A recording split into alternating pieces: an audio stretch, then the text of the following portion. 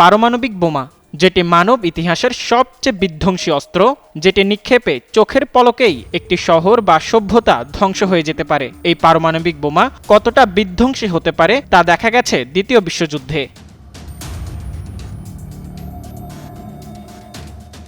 6 August 1945 সালে জাপানের Hiroshima শহরে প্রথম এই পারমাণবিক বোমা ফেলা হয়, যার ফলস্বরূপ মুহূর্তের মধ্যে শহরটি মাটির সঙ্গে মিশে যায় এবং লক্ষাধিক মানুষ প্রাণ হারায়।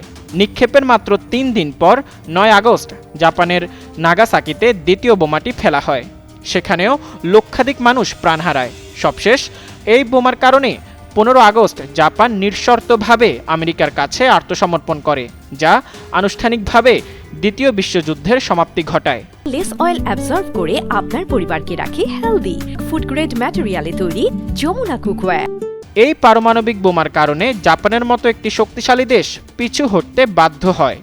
কিন্তু এই পারমাণবিক বোমার ভেতরে কি এমন আছে যার কারণে পুরো বিশ্ব এর কাছে মাথা নত করে?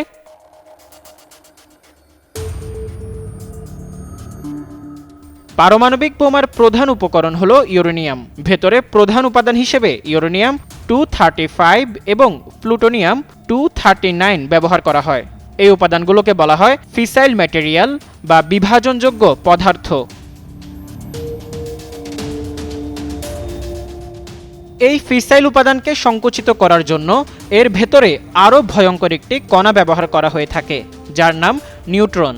এটি পারমাণবিক বোমায় বিক্রিয়া ঘটায়। এটা তো জানলাম পারমাণবিক বোমা বানানোর প্রধান উপাদান সম্পর্কে। এখন জানব কিভাবে এই বোমা বিস্ফোরিত হয়।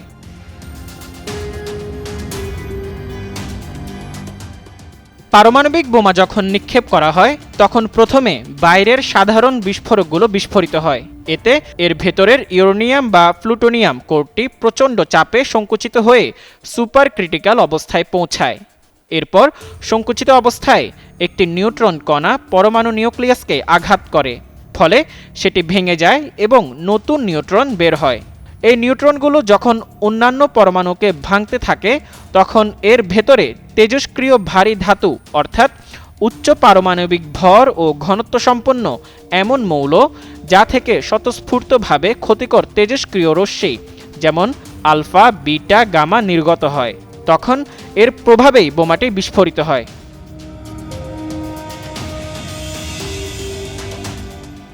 একটি সভ্যতাকে ধ্বংস করে দেওয়ার মতো ভয়ঙ্কর এই বোমা বানানোর কারিগর ছিলেন রবার্ট ওপেনহাইমার, যাকে পারমাণবিক বোমার জনক বলা হয়। 1904 সালের 22 এপ্রিল নিউ ইয়র্ক সিটিতে একটি ধনী ইহুদি পরিবারে জন্মগ্রহণ করেন তিনি। ইতিহাসবিদদের মতে ওপেনহাইমার মূলত দ্বিতীয় বিশ্বযুদ্ধে জার্মানিকে হারানোর জন্য এবং পৃথিবীকে একটি সম্ভাব্য ধ্বংসযজ্ঞ থেকে বাঁচাতে পারমাণবিক বোমা আবিষ্কার করেছিলেন।